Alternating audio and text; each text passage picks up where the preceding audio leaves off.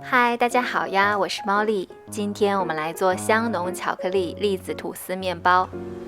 这款面包我没有放鸡蛋和牛奶，所以这是一款纯素的面包。对牛奶和鸡蛋过敏的小伙伴就可以做来吃啦。如果你对这些都不过敏，也可以把液体材料换成牛奶和鸡蛋，这样面包的爆发力也会更好。面包的面团里我还加入了大量的可可粉。无糖的生可可粉是很苦的，所以这次的糖加的也比较多，但是做完的面包并不会很甜。除黄油以外的材料都放好后，我们就把面包桶放入到面包机里。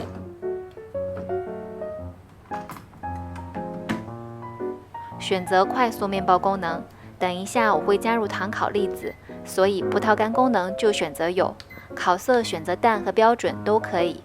按一下开始键就开始做面包啦。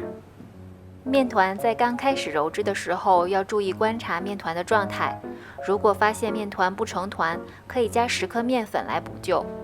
面团揉制10分钟后，加入1块冷藏的黄油。冷藏黄油的加入不仅可以降低面团的温度，而且可以增加面团的柔软度。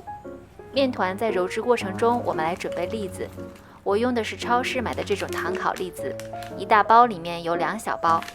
这种栗子的质地是比较柔软的，不会割伤面包桶，所以我们也不需要进行处理，一会儿直接把它倒进面包桶里就可以了。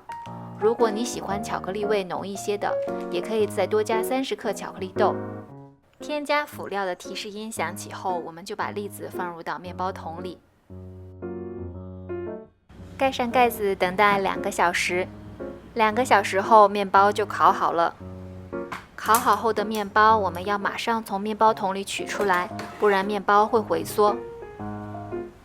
把它放到晾晒架上震几下，这样可以震出热气，也方便取出面包。取出面包后，要快速地把面包竖立起来，这样面包就不会变形。面包完全晾凉后，我们就可以切片来吃了。完全晾凉后的巧克力栗子面包表皮非常的松软。切开面包，我们看看面包的内部结构。面包里的气孔分布十分的均匀，还有大颗粒的糖烤栗子。面包柔软如云朵一般，而且弹力十足，怎么捏都会回弹。轻咬一口，浓郁的巧克力味道在口腔弥漫散开，连绵不绝。这感觉是多么的舒服和惬意。